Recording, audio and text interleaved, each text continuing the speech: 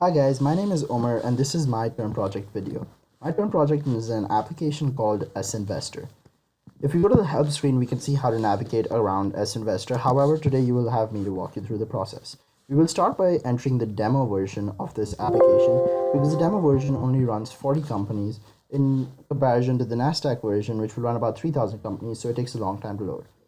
Now, while the demo feature has been selected, it has not loaded yet because it is going online and downloading the relevant histories for each stock in the demo company's list. So it took about 30 seconds for the demo feature to run.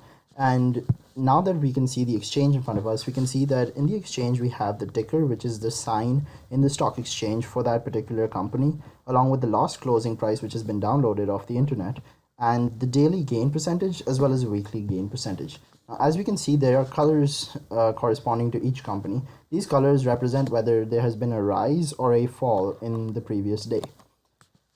As we can use the arrow keys to scroll up and down, and we have other features which can be accessed through this side tab. If we click on it, we have this side menu come up. Now I will start by showing you the help screen and how to add a stock. Now the help screen tells us how we can use certain features. This is irrelevant if you just want to use the side menu, although these key features are still there for ease of use. Now if you click the add stock button, you can add the ticker for any company you like. For example, in this case I will be adding Snapchat. Now, if we add Snapchat and we press B to go back and we scroll down to the bottom of the exchange, we will see that Snapchat has now been added to our demo. Now, as we move forward, we can use many different features such as the prediction feature. The prediction feature can be used for any company at all. In this case, we will be using Snapchat. So what Snapchat is, when we run this, we can either check the accuracy of my algorithms or predict the next day using my algorithms. Over here, I would like to show you what check accuracy really does. Now, when we run this, it tells us that the red line is the scikit-learn RBF algorithm, the green line is the scikit-learn linear algorithm, the black line is my own algorithm, and blue is a real occurrence. So what we are seeing here is a graph of the predictions. Now, the blue line represents the real data, and my machine learning algorithms were not shown the data for the next 30 days. So what we have here is what they would have predicted for the next 30 days and what really happened.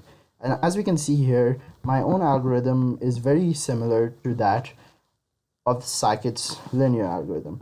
Now what my algorithm really does is it performs linear regression along our data and uses different kinds of operations on the matrices produced and finds the coefficients for that particular line which has been found using linear regression. I will now go on to show you the rest of the features in my application. Now, if you click history, what we can see is that we can check the amount of history we want to see. Now in this case, how about we use 1 year?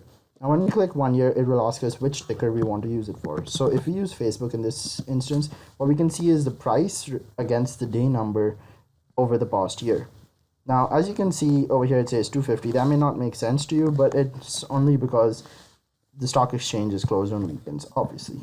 Now, if we use the side window, and now we can use a different feature called recommendations. Now, recommendations takes a little time to load, as you can see.